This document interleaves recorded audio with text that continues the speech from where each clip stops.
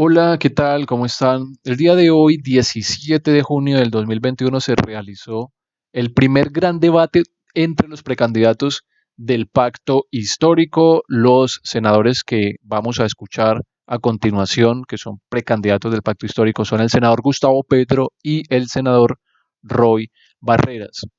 No he tenido la oportunidad de ver con detalle el debate, a lo mejor algunos de ustedes lo habrán podido haber observado, analizado, escuchado con atención. Entonces quiero aprovechar para prestarle mucha atención esta vez y hacer de una vez pues el video, hacer la reacción con respecto a lo que ellos van diciendo. Entonces pues en este momento pido excusas por si de pronto algunos argumentos que yo utilice también por allí carecen un poco de investigación, pero repito pues la intención es hacer una breve reacción sobre lo que estos dos señores tienen pensado como proyecto, como plan de gobierno en caso de que sean elegidos como presidentes de Colombia. Entonces, sin más preámbulos, vamos a escuchar qué es lo que dicen y, repito, pues realizar por allí algunos análisis, algunas opiniones muy rápidas y muy breves. Entonces, bueno, vamos a escucharlos. Que habría que ponerla en este momento, oferta y demanda, la visión oferta de una reactivación económica. La visión demanda de una reactivación económica de corto plazo. Hay que producir un shock de demanda para que se reactive la economía. No es que los empresarios no puedan transportar sus mercancías, sí, las pueden poner en las ventas de los centros comerciales y no compran, porque las personas no tienen con qué. El shock de demanda, le voy a poner esta frase, puede ser asumido por un bono COVID que entregue el Estado colombiano a las familias. Aseméjenlo a la renta básica de urgencia, de emergencia, no estructural. Es indispensable. Puede también ser articulado a políticas de empleo garantizado. Significa un Estado que emplee 100,000 personas, 200,000 personas en una serie de trabajos específicos. Sí. Hablábamos aquí arreglo de vías terciarias, podríamos hablar de bienes comunes en las grandes ciudades. Y en el lado de la oferta, la política de reactivación económica tiene que ver con protección del comercio internacional, proteger agricultura e industria en el mediano plazo. Tiene que ver con la democratización del crédito y por eso fortalecer el Banco Agrario es fundamental. Tiene que ver con la generalización de la educación superior en Colombia. Le prometo que le doy unos segunditos más para la próxima, senador Barreras, a usted. Bueno, lo que acaba de decir Gustavo Petro es muy claro, pero importante cuando él se refiere al shock de demanda. ¿Por qué razón? Porque en un momento de crisis económica como el que está atravesando nuestro país y por supuesto muchos otros países en el mundo, lo que se necesita es que las personas tengan capacidad adquisitiva. Si las personas están desempleadas o por alguna razón no están ganando lo mismo que estaban ganando antes, esto va a ser imposible. ¿Cuál es la consecuencia de ello? Pues que el consumo se va a disminuir, por lo tanto los comerciantes y los industriales también van a disminuir la oferta, es decir, van a disminuir las ventas. Esto trae una consecuencia, por ejemplo, los despidos, y los despidos traen como consecuencia también, nuevamente, la pérdida de la capacidad adquisitiva por parte de las personas. Por ende, lo que propone Gustavo Petro es el bono COVID por ahora, ¿sí? Es decir, que las personas más pobres, las personas que están paradas, es decir, desempleadas, tengan la forma de recibir un bono de subsidio, obviamente mientras atravesamos pues este, esta problemática de salubridad por el COVID-19, para que teniendo las personas este subsidio, tengan la capacidad adquisitiva para nuevamente poner en marcha la economía. Cuando la gente vuelve a consumir, entonces los comerciantes vuelven a vender, los industriales vuelven a producir más.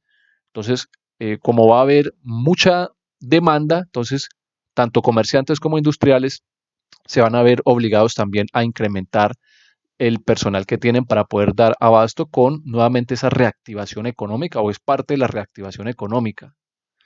Esto se hizo en varios países en época de crisis económica, en donde el Estado tiene que intervenir sí o sí, necesariamente tiene que hacerlo, porque tiene que poner en el bolsillo de las personas dinero para que éstas puedan consumir, no por siempre, pero sí mientras se sobrepone a esa etapa de crisis. Continuemos a ver qué es lo que siguen preguntando y qué es lo que siguen respondiendo los precandidatos por el pacto histórico. Si les parece, vámonos a hablar de justicia, otro de los temas fundamentales en el país. Tenemos al exministro Yesid Reyes. Uno de los principales motivos de desconfianza de la ciudadanía hacia la administración de justicia es su lentitud. La gente interpreta esa tardanza no solo como ineficiencia, sino como sinónimo de impunidad.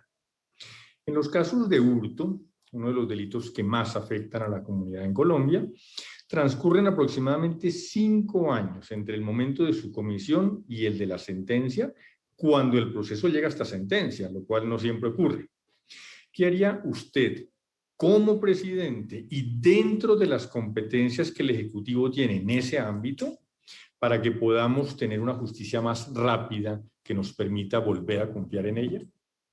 Justicia, el tema justicia. Empezamos la pasada con el senador Barreras, esta vez empecemos con el senador Petro y que termine el senador Barreras. Adelante, senador Petro. Se ha debatido durante estos años en el Congreso varias veces.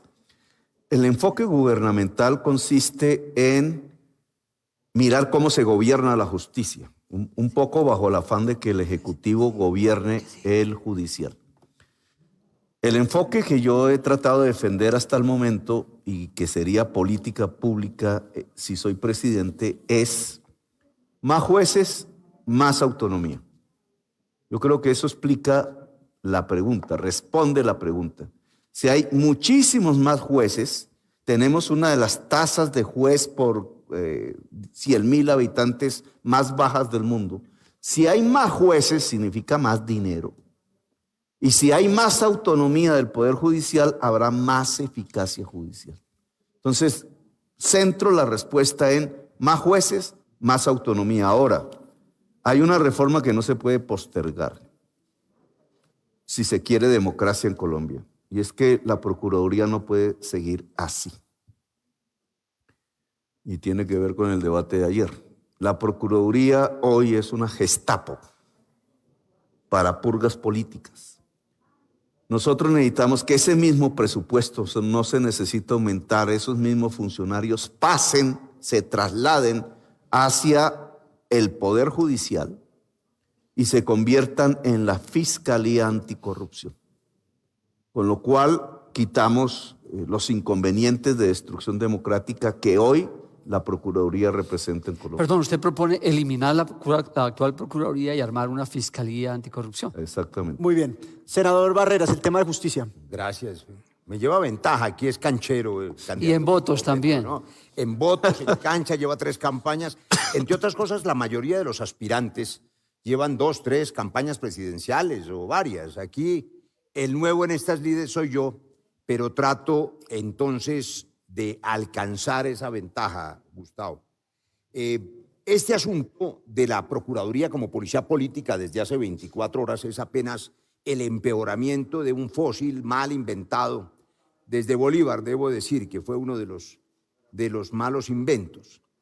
Pero claro, hay que desaparecer esa Procuraduría inútil, que además sus conceptos no son obligatorios en los procesos penales y en cambio cuestan un dineral. Y eso significa que hay que hacer reformas y verdaderas reformas a la arquitectura del Estado. Y entonces que quede claro que si vamos a tener un gobierno mayoritario y una bancada parlamentaria coherente, mayoritaria, comprometida con el cambio que es imparable, esa bancada hará esas reformas y no se necesitará, que no se ha mencionado hoy, una constituyente. Lo digo, Gustavo, porque en la calle entre tantos fantasmas asustan con eso. Dicen estos tipos del pacto histórico van a convocar una constituyente para barajarlo todo de nuevo. No, yo me opuse a la constituyente con las FARC en La Habana y me opuse a la constituyente de Uribe, que quería acabar con las cortes y concentrarlas en una corte única en su modelo de Estado. Yesid Reyes, el exministro de Justicia, dice qué hacer. Claro, más jueces y el presupuesto de la Procuraduría es una buena fuente. Pero también hay que agilizar los procesos, que esos jueces tengan tiempo para atender al ciudadano. El arancel judicial se cayó en el 2014, fue declarado inexequible. Y hoy los juzgados de Colombia siguen siendo las oficinas de cobro de los banqueros, de los bancos, para apretar a los ciudadanos que se cuelgan con las hipotecas o para cobrar los créditos que en plena pandemia les volvieron a cobrar. Entonces hay que cobrar el arancel judicial para liberarle carga a los jueces. Y además hay que insistir en la reforma al Código de Procedimiento Penal. Lo propuse hace varios meses. Este Congreso paquidérmico y abyecto se negó a aprobar ese proyecto que implicaba eliminar, por ejemplo, la audiencia de imputación o la audiencia preparatoria, donde descubren las pruebas en los procesos penales, y que garantizaba más agilidad en las audiencias, porque hoy basta con que un defensor mañoso interponga disculpas para aplazar y aplazar las audiencias. Eso hay que corregirla. Y finalmente una cosa. Hay una de las cosas bien diseñadas que no funciona, que es el Consejo de Política Criminal. Es como la Comisión Asesora de Relaciones Exteriores. Es voluntad política. Si un gobierno convoca el Consejo de Política Criminal, que es interinstitucional y democrático, y hace caso de lo que allí se decida, tendremos una política criminal adecuada. La Fiscalía, eso da para muchos minutos. Solo digo una cosa. Hay que invertir el origen político del fiscal. Yo prefiero que sean las Cortes las que ternen juristas calificados y que el Ejecutivo asuma la responsabilidad política de decidir cuál de esos tres es el fiscal, a que se siga poniendo un amiguito en todos los gobiernos o un miembro del gabinete como el fiscal o el procurador, porque esa concentración de poder también deslegitima el Estado. Gracias, senador Barreras. Alejandra Barrios, desde hace...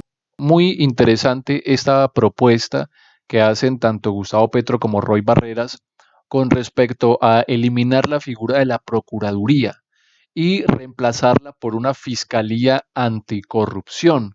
Recordemos que la Procuraduría, de hecho el día de ayer se tomó la decisión en el Congreso de que se iba a incrementar en 500 puestos, 500 nuevos cargos en la Procuraduría y que, bueno, según desde la perspectiva de estos dos senadores y precandidatos a la presidencia, es ineficaz, es ineficiente y la idea de ellos es pues reemplazarla por la Fiscalía Anticorrupción.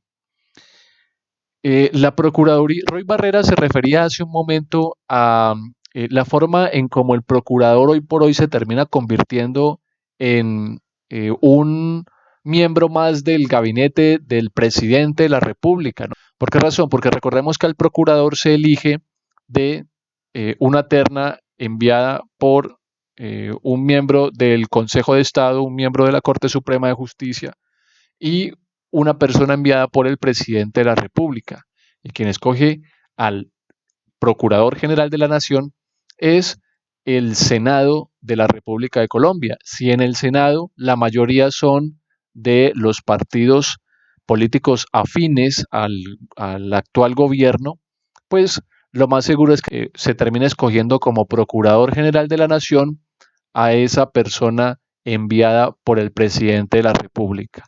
Es decir, el procurador se convierte en alguien que va a estar al servicio del presidente de la República, o por lo menos eso se podría interpretar, ¿no? Eso se puede inferir, eso puede suceder.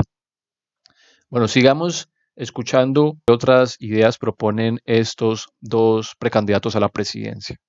A una crítica permanente al tema electoral, al sistema electoral colombiano. De ella es la siguiente pregunta. La Misión Especial Electoral señaló la necesidad de avanzar en una reforma estructural al sistema político y electoral que debía al menos involucrar tres aspectos. El primero de ellos, una reforma a la organización electoral. En segundo lugar, una reforma al sistema de financiación político. Y en tercer lugar, una reforma en la conformación de las listas para corporaciones públicas. ¿Cuál considera usted que es el tema prioritario para reformar y así garantizar mayor transparencia en el proceso, así como un mayor equilibrio e igualdad en las campañas políticas? Senador Roy Barreras. Gran tema que tiene que ver con lo que preguntaba Juan Mayer y la gran preocupación de los colombianos, corrupción. El sistema político colombiano está podrido desde la raíz por sus problemas de diseño. La lista abierta, Gustavo, la lista del voto preferente es sin duda un avance para la democracia en Escandinavia, pero no en Colombia. La mezcla de la lista abierta con el mercado abierto del narcotráfico y la corrupción administrativa tiene como condición y como producto el Congreso que tenemos hoy. Los clanes, los gamonales, los ineptos son la mayoría y hay que decirlo con claridad. Ojo a esto, me parece supremamente interesante y estoy de acuerdo con lo que dice Roy Barreras. Es un tema espeso para algunos, pero eso de la lista cerrada a fin de cuentas se termina convirtiendo en un problema para la política de nuestro país, porque esto da pie para que el partido político que, digamos, logre una mayoría de votos en las elecciones legislativas, eh, pues va a terminar metiendo en el Congreso una cantidad de gente que no sabemos de dónde va a salir. Es decir, esto es lo que puede llegar a suceder. Entonces es muy interesante lo que dice aquí Roy Barreras y vamos a ver cómo termina pues su planteamiento de ideas y también Gustavo Petro a ver qué es lo que dice. Y eso no cambia metiendo a la cárcel a 4, a 5 o a 14. Cambia cuando el modelo cambie. Cuando firmamos el acuerdo de paz, dijimos que para que la gente dejara las armas, ingresara a la política sin armas. ¿Pero a qué política? ¿A esa política del pantano corrupto? La principal recomendación del acuerdo de paz, de la misión electoral, que entre otras cosas coordinó Alejandra Barrios, a quien agradezco su pregunta, tenía 3 elementos que yo creo, Gustavo, que deben ser, fíjese, para decirle a Edulfo y a Lucas y a los internautas, este primer debate es un debate que también debe servir no solo para marcar diferencias, sino también aquellas cosas que acordemos como reglas de oro. Yo creo que una de las primeras cosas que hay que hacer es hacer caso de estos 3 elementos. La reforma política que implica la lista cerrada, por lo menos durante 2 periodos, para arrancar de raíz el sistema clientelar de compra y venta de votos. La autoridad electoral independiente, porque hoy el Consejo Nacional Electoral no es autoridad confiable.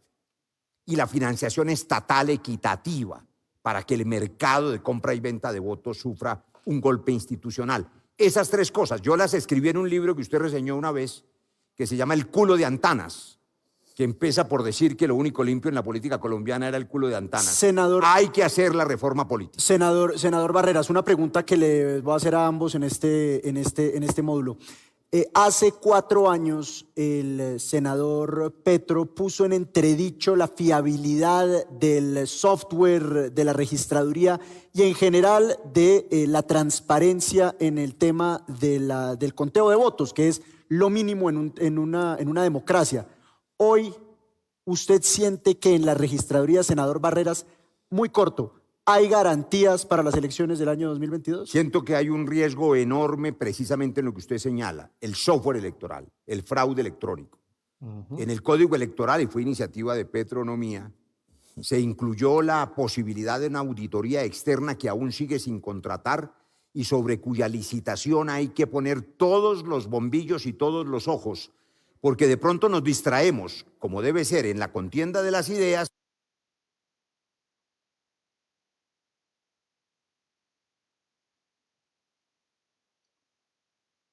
Internacional, externa. Senador Petro, antes de entrar en la pregunta de fondo de la doctora Barrios, ¿hay riesgo de fraude electoral hoy en Colombia? Riesgo no, hay fraude. El riesgo no existe, lo que existe es la certeza del fraude. ¿Pero la certeza del fraude como para robarse unas elecciones presidenciales? Pueden llegar hasta, ya lo han hecho. De hecho, el M-19 surgió porque hubo un fraude en las Pero usted, senador Petro, déjeme, Lucas, permítame. Usted, senador Petro y senador Roy Barreras, ambos llevan en política.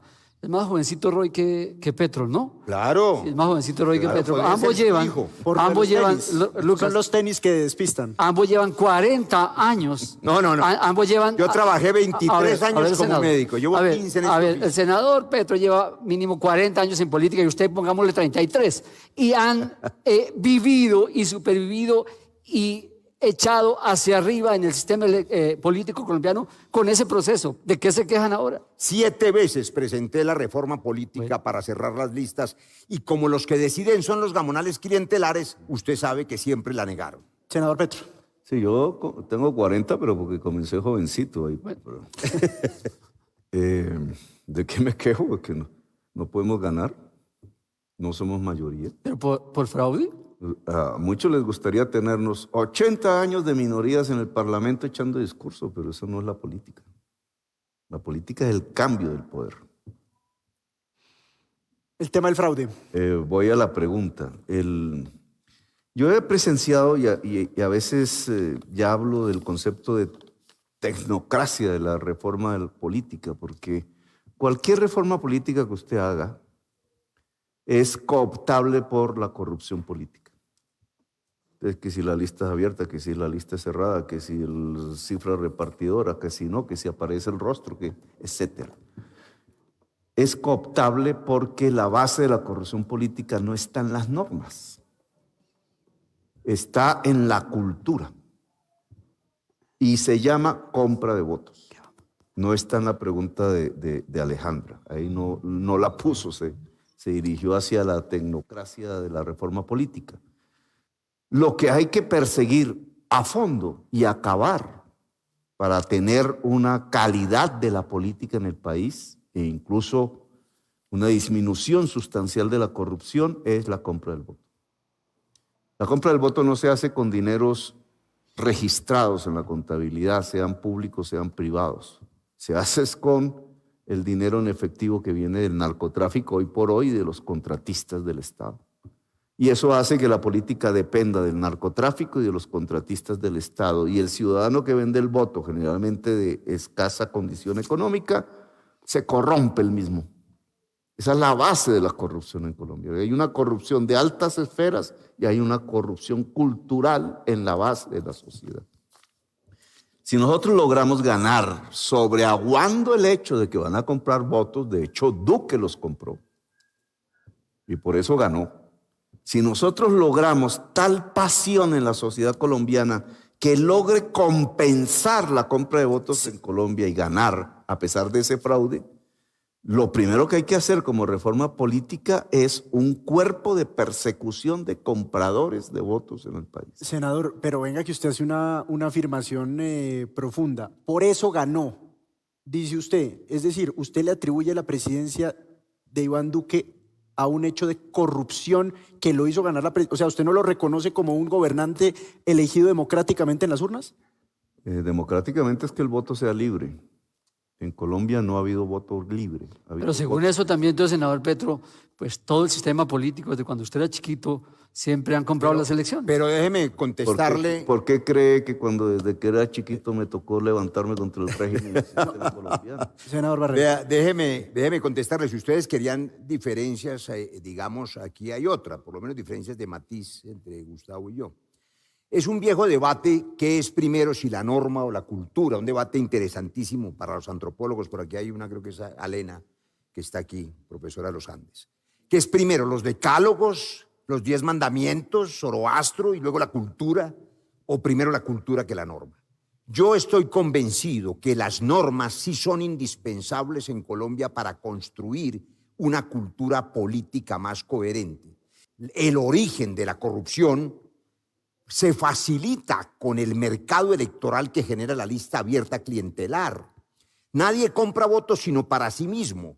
Cuando la gente pueda votar por el partido de la esperanza o el verde o el rojo de la libertad o el azul del orden, sí, votará por un partido, por unas ideas. Y cada partido tendrá la responsabilidad, que yo espero, Gustavo, que la tenga el pacto histórico, de mostrarle a los colombianos y a las colombianas una lista de lujo de la que será la próxima bancada de gobierno y no dejar eso. Lo están tratando de comprometer aquí, lo están tratando de comprometer. No, es que creo en eso video, porque está en el acuerdo de paz. No, por supuesto, pero senador Barreras, le hago la misma pregunta. Para usted, Iván Duque, los mal contados 10 millones de personas que lo eligieron, ¿él es un gobernante legítimamente escogido en una democracia por votos legítimos o usted considera que él es presidente como consecuencia de un gran fraude o de un voto amarrado? Pues no está el Ñeñe Hernández aquí, porque está muerto, para preguntarle, pero sí hay suficientes clanes y gamonalatos. Todos ellos están y estarán en la derecha. ¿Por qué la derecha sigue siendo poderosa? Ahí están, claro, los capitales legales, legítimos, los banqueros, los terratenientes de los que ya hablamos. Pero también no hay un narco y no hay un clan y gamonalato que no esté allá. Y eso, por supuesto, le da una cosa que es la ilegitimidad y no la ilegalidad. Para contestarle a Adolfo, claro, esa es la historia de Colombia, sobre todo desde que existe este modelo clientelar. El plebiscito y la elección de Duque se parecen en eso. Ganaron. Nosotros reconocemos ese triunfo electoral, pero la inmensa mayoría de colombianos que votaron por Duque o que votaron por el no a la paz, votaron con otro tipo de trampa. Y a Juan Manuel con Santos no mentiras lo y con eligieron. miedo. A Juan Manuel Santos no lo eligieron con votos del ñoño. A Juan Manuel Santos y a todos los presidentes hacia atrás, incluyendo hacia adelante a Duque y por supuesto a Uribe, los eligieron en este sistema clientelar que estoy denunciando, hay que cambiar. Lucas, escúchame. Por eso creo que hay que Perdóneme, apelar a la senador. lista cerrada. Senador Rueda, no hemos dejado responder al senador Petro la pregunta de Alejandra. Bien, aquí parece que el audio está un poco atrasado, pero bueno, eso ya tiene que ver más con los organizadores del debate. Muy interesante la postura tanto de Roy Barreras como de Gustavo Petro en cuanto a este tema de la corrupción. Estoy muy de acuerdo con ambos, en realidad, porque Roy Barreras se centra en el clientelismo y en esa corrupción que hace parte de todo un sistema político ya estructurado y configurado y que no hemos podido salir de él.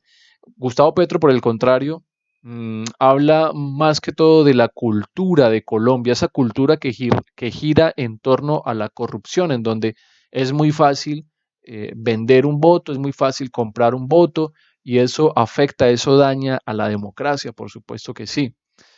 Sin embargo, estoy de acuerdo con ambos, repito, me parece que esas dos ideas pues son más que claras y son más que evidentes en este país, lastimosamente. En toda época electoral se atraviesa por una desconfianza, por un proceso en donde no se sabe a ciencia cierta si verdaderamente las elecciones se dieron bajo las condiciones propicias, las condiciones seguras para que no se presentara la corrupción. ¿Cómo nos gustaría que fuera así? Pero en realidad no es así. No es así. Gustavo Petro dice que durante su historia, su participación política, desde que empezó desde muy joven, cuando fue miembro del M19, pues lo hace y de hecho este grupo se crea como consecuencia de un fraude electoral en 1970. Bien, continuemos escuchando qué es lo que dicen estos dos precandidatos en el debate. Barrios de Moe. No, Y yo tenía otra para no dejarlo responder. ¿Cómo si lo Y respondió? llevo a una pregunta que he visto todos estos días en debate en Twitter, y es que esta respuesta del senador Roy y el senador Petro nos lleva a la conclusión de que solamente ellos son legítimos, si los eligen. ¿Así es? A ver, en primer lugar, los medios de comunicación pueden percibir los hechos de corrupción como si fueran esporádicos, como las naranjas dañadas, Las manzanas podridas. manzanas podridas. Así se manejan muchos temas en Colombia. Entonces, los mal llamados falsos positivos, no, unas manzanas podridas. No, hay un proceso sistemático de violación de derechos humanos por parte del Estado en Colombia. Sistemático. ¿A qué responde eso? A un régimen. Hay un régimen en Colombia que no es el de la Constitución del 91. Los hechos de corrupción alrededor de la compra de votos no fue porque la señora Aida Merlano de pronto se tiró por un segundo piso de un juzgado o de un consultorio odontológico. No, la compra de votos en Colombia es un régimen estructural y sistemático desde hace décadas y de manera permanente. ¿Qué significa eso? Que cuando hay un voto fraudulento no hay democracia, así de simple. Sí. No hay democracia. ¿Qué significa eso? Que tenemos un régimen corrupto per se. Cuando todo presidente de Colombia, y voy hacia la respuesta de Edulfo, cuando todo presidente candidato a presidencia de Colombia, para ser presidente tiene que hacer alianzas con las mafias políticas locales compradoras de votos, póngale los nombres que quieran, hay en todo el país. Ahí automáticamente está reproduciendo no solamente un fraude en la elección presidencial, sino un régimen corrupto. Senador. ¿Nosotros qué seríamos? si ganamos la elección, por primera vez en la historia de Colombia, la primera victoria de una fuerza alternativa y libre que llega a la presidencia. Muy bien. Por eso podemos ser el Muy cambio. bien. Si no, no podríamos ser el cambio. Senador. Si nosotros ganamos solo sobre la base de votos libres y entonces gente acostumbrada a vender su voto decide que esta vez llegó la hora del cambio y no vende su voto y decide libremente, pues nos constituimos en la primera fuerza política alternativa en la historia de Colombia en ganar la presidencia del país. Bueno, muy bien. De ese tamaño es muy lo bien, que estamos senador. nosotros proponiendo en este Senador Barreras, que se nos extendió, ¿quiere hacer alguna acotación final sobre el tema o pasamos de una vez a Quiero subrayar una cosa que dijo Gustavo Petro hace unos minutos. Y es que espera y esperamos que la gente tenga la suficiente pasión y decisión por el cambio para poder compensar los inevitables fenómenos de compra y venta de votos en este régimen. Habrá compra y venta de votos. Todos los clanes y gamonalatos que ahora andan en esas pseudocoaliciones de centroderecha, exgobernadores, exalcaldes y que tratan de meterse en la foto y recibir la bendición del que dijo Uribe, y cualquiera puede ser. Si fue Duque, puede ser Manguito, puede ser cualquiera. Va a encarnar esa derecha y ese centro derecha. Y nosotros solo podemos derrotarlos si los colombianos votan con esa libertad y con esa pasión. Muy bien, pasemos a otro video, ya vamos cerrando, que ya estamos un poquito cansados. Estamos dejando, no, tenemos Lucas, de aquí a las 4, que es el partido de Colombia. Estamos dejando a mucha gente sin almuerzo. Pero porque además el senador es el único en tenis, nosotros ya estamos cansados con esta... Él sabía. Yo sabía. Entonces, vámonos con Isabel Zuleta, una importante líder social conocida por la Corporación Ríos Vivos. Escuchémosla. Si llegara a ser presidente, ¿qué acciones realizaría para hacer cumplir la legislación ambiental en materia de protección de las fuentes hídricas? Y a partir de un análisis global, ¿cómo transformaría la matriz energética de demanda en Colombia? Bueno, ya tocamos este tema muy por encimita. Les recomiendo el tiempo. Empecemos, senador Barreras, el tema medioambiental. Sí, lo tocamos con Juan Mayer, pero lo ha tocado el debate en distintos momentos. Nada es más importante que el aire, el agua y el alimento. Y eso debe marcar cualquier decisión de política pública, desde las macro hasta las micro. Los impuestos verdes, el uso de los plásticos de un solo uso, que van a contaminar el mar y las aguas. El gran debate del que no se ha hablado aquí, muy complejo, que es el debate sobre el fracking. Y digo complejo porque nosotros hacemos parte de una bancada anti-fracking, porque no queremos, preferimos el agua que el petróleo. Pero Colombia tiene apenas 6 años de reservas de petróleo y hoy se ha mencionado un par de veces que recursos, por ejemplo, para las vías terciarias o para comprar la tierra para los campesinos pueden provenir del sistema general de regalías, y las regalías dependen de ese petróleo.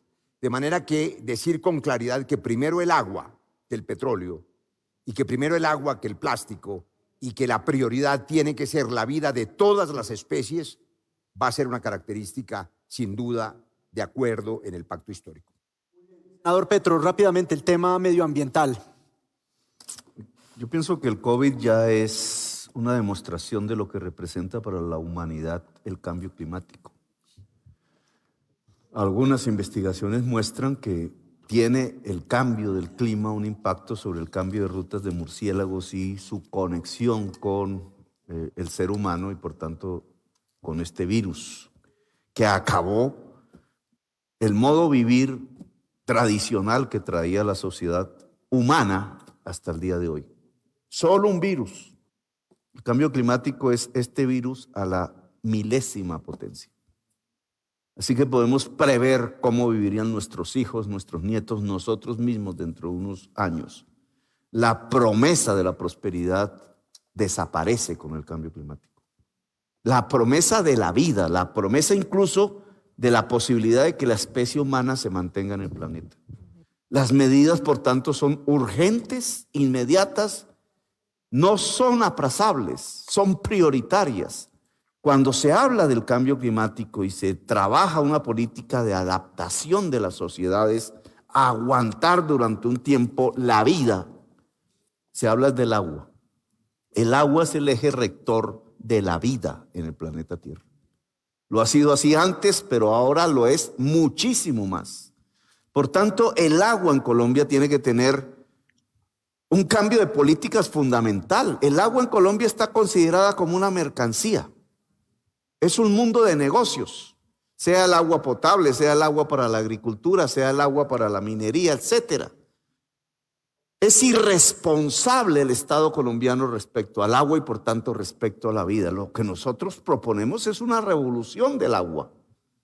Hacer del agua el eje rector de la política de la vida en Colombia. A mí no me interesan estas palabras que aparecen aquí de centro e izquierda. Yo siempre he pensado que son etiquetas falsas.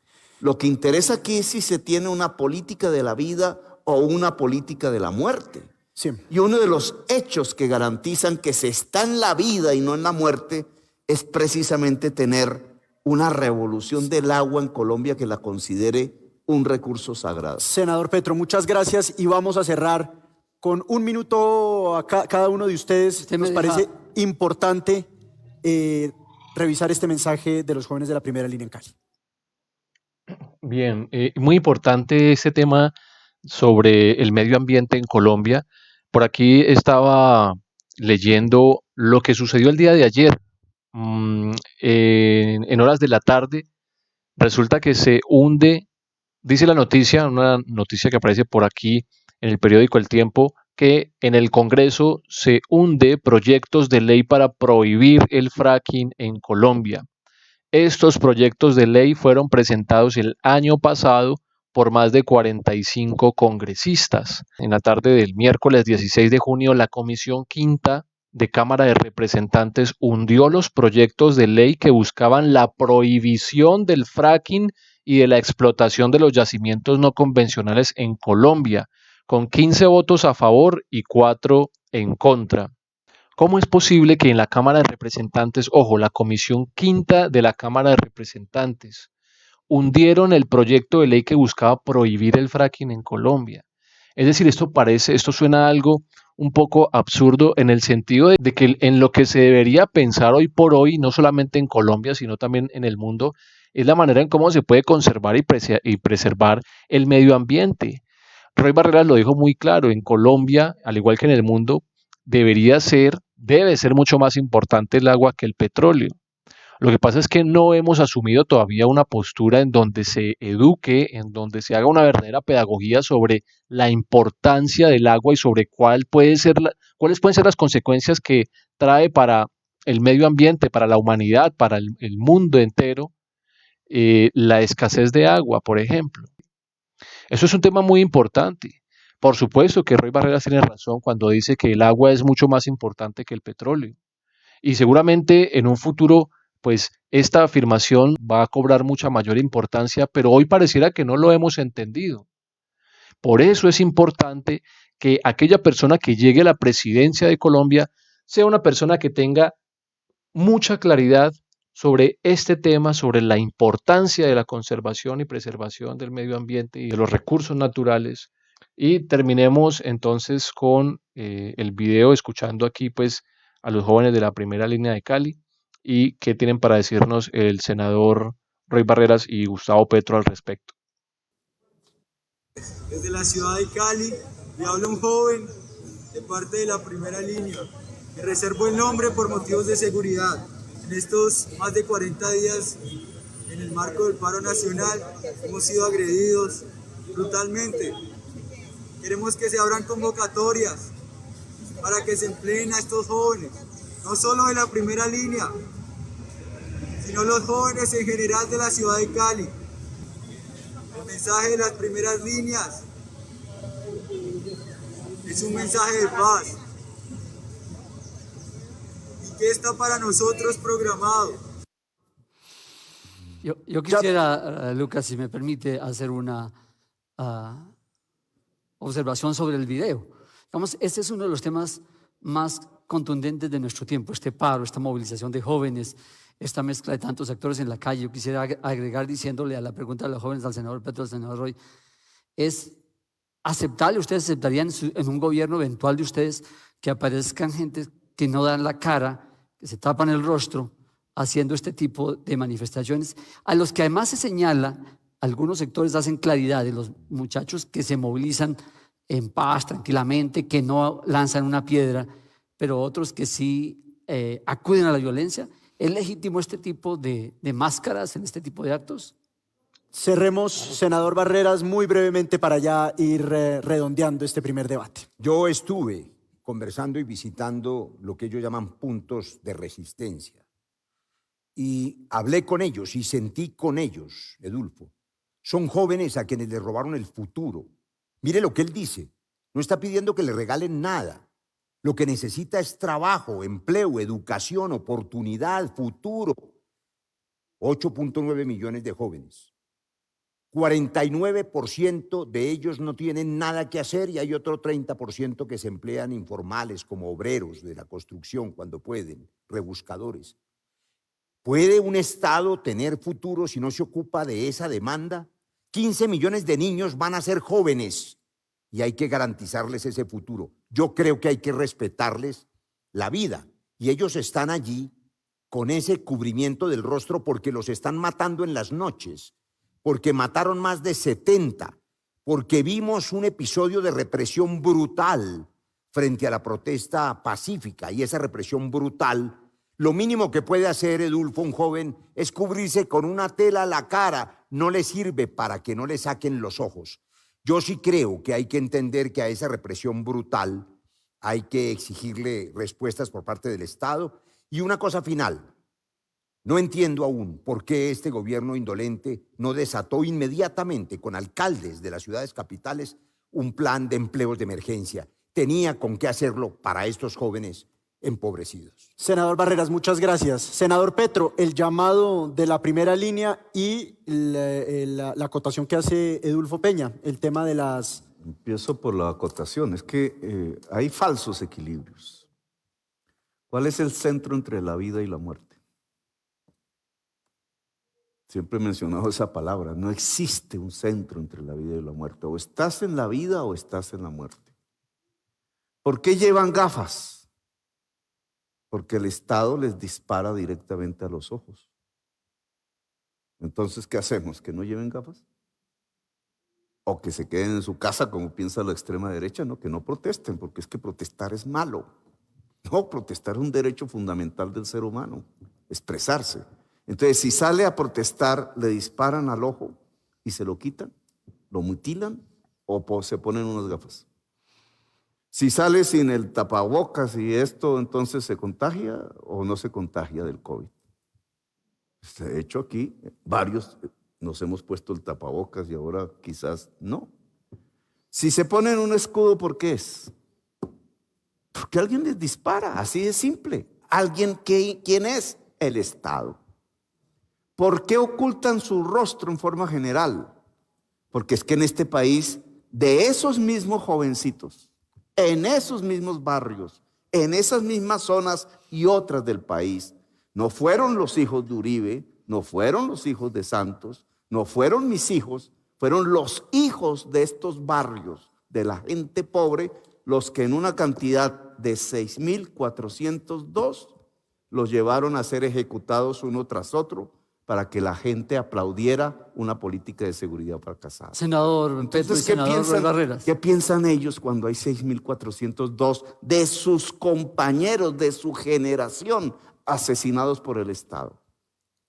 Defender la vida. Y eso es lo que están haciendo. Ahora me refiero a la pregunta de los jóvenes. Fíjese usted que estos jóvenes dicen emplearnos, no dicen estudiar. En general es así, no es una mentira, es la realidad. ¿Por qué emplearnos y no estudiar? Porque en el estómago hay hambre. Y lo único que puede resolver el hambre es un dinero con el cual comprar un mercado para él y para su familia. Es decir, estamos en la inmediatez, en la sobrevivencia pura. Una sociedad debería estar pensando cómo se educan. Pero lo que tenemos que resolver hoy es cómo comen. Y esa es la urgencia que está en las calles en este momento. ¿Cómo comer? De hecho, están en las calles porque ahí en la barricada se come mejor que en la casa. Sí. Senador Petro y senador, me obligan ustedes a una contrapregunta que tiene que ver con el tema, necesariamente a propósito del momento, y casi que conecto con las palabras de Lucas cuando comenzó esta charla. Introducía el momento político tan complejo, tal vez el más difícil en decenas de años, que ustedes como líderes y nosotros como gente de a pie hemos vivido. ¿Qué piensan ustedes hacer si llegaran a la presidencia, hacer con las fuerzas militares y los policías que también han estado allí, que son también muchachos, también son jóvenes del otro lado? ¿Qué piensa Roy? ¿Qué piensa Petro? ¿Qué van a hacer ustedes con con los militares y los policías? Le agradezco además porque casi nunca hay la oportunidad de recordar que hay 500.000 familias colombianas, las familias de los policiales y de los militares, que prenden una vela todos los días también para que ese policía pueda volver vivo a su casa. Algunos no regresan. Son carne de cañón de guerras impuestas, empezando por la policía a la que la han puesto a enfrentar durante décadas a la guerrilla en un conflicto armado interno que no le corresponde a la policía. Y ahí voy respondiéndole cómo desde hace mucho rato estoy convencido que la policía debe salir del Ministerio de Defensa a un Ministerio de Seguridad Ciudadana.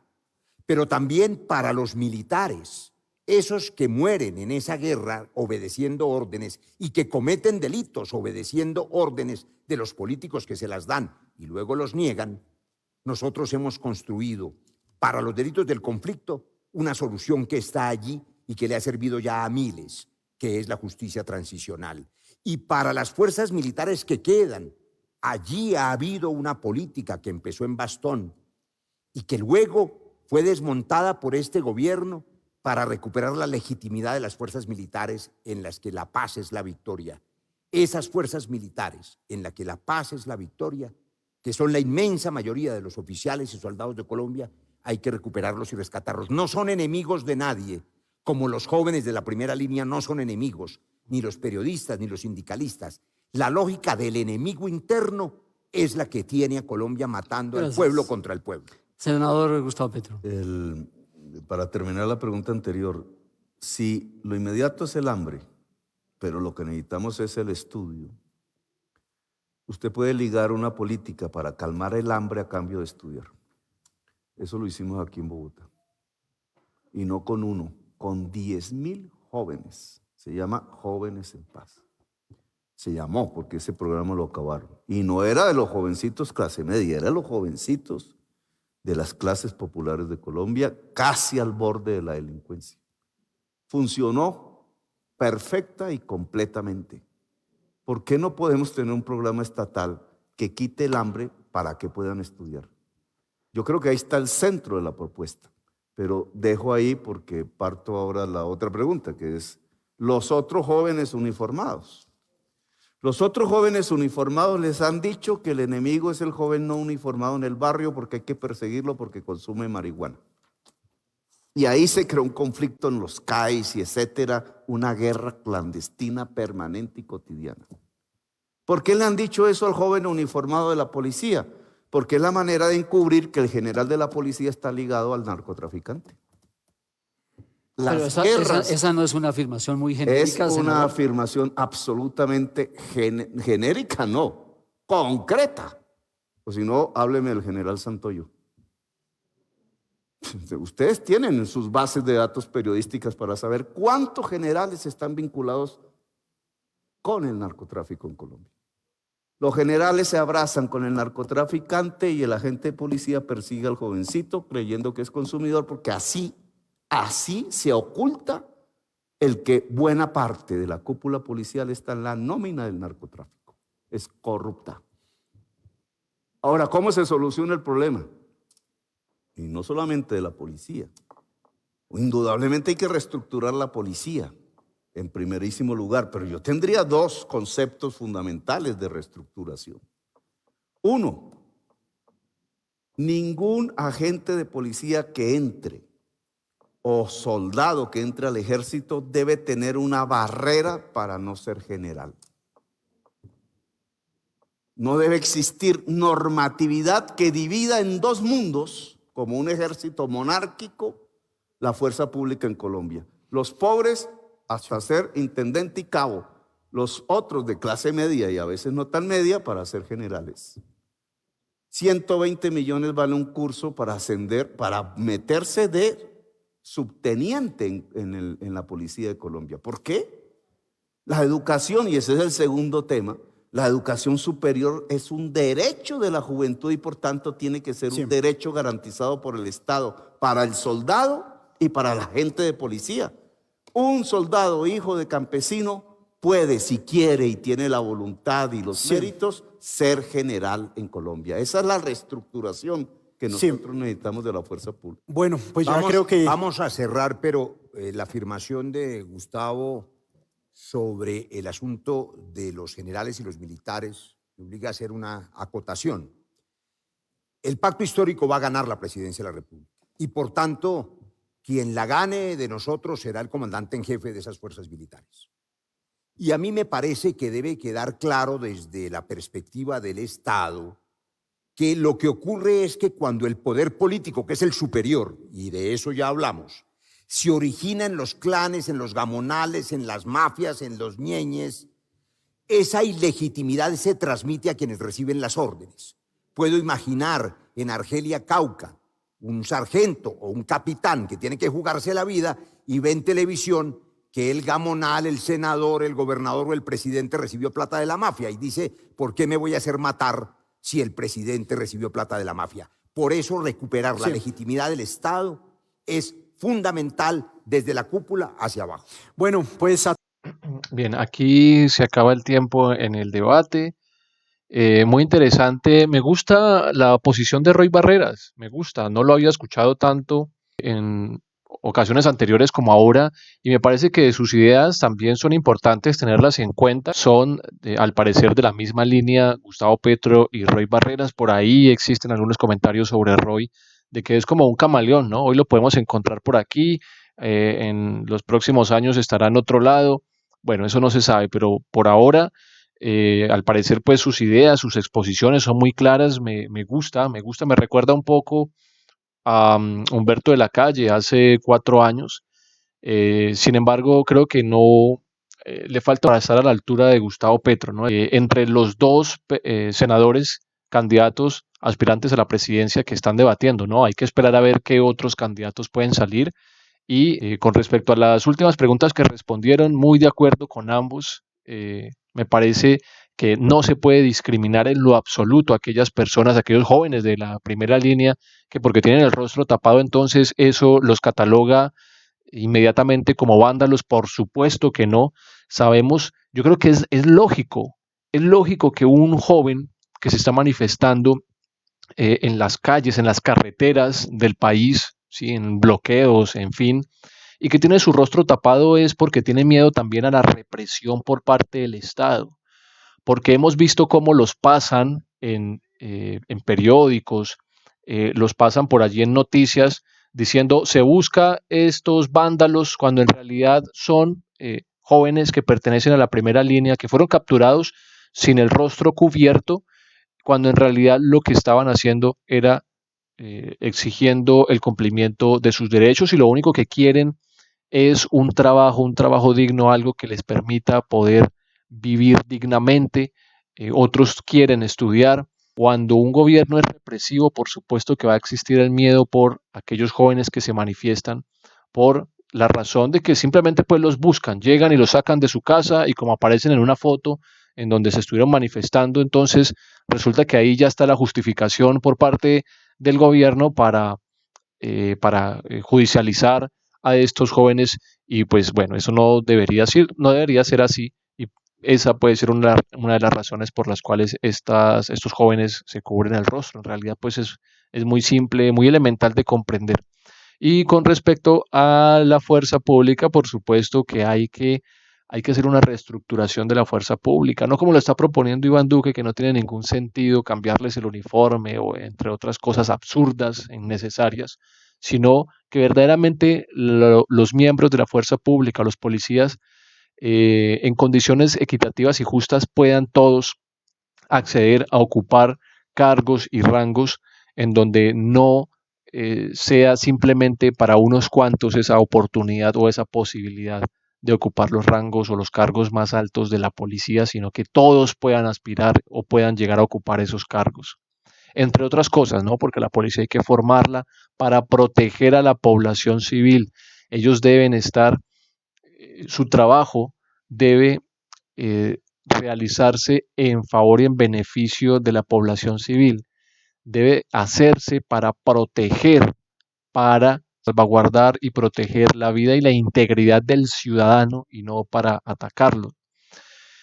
Bien, espero que el video pues ustedes lo puedan analizar y sacar también sus propias conclusiones. Muy interesante, repito, el debate en realidad deja muchos temas abiertos también, hay muchas cosas más por hablar, pero seguramente en próximos debates conoceremos la postura un poco más al detalle nuevamente de Gustavo Petro y de Roy Barreras y de aquellos nuevos candidatos que por allí decidan aspirar a la presidencia de la República de Colombia. Que esté muy bien, una feliz noche.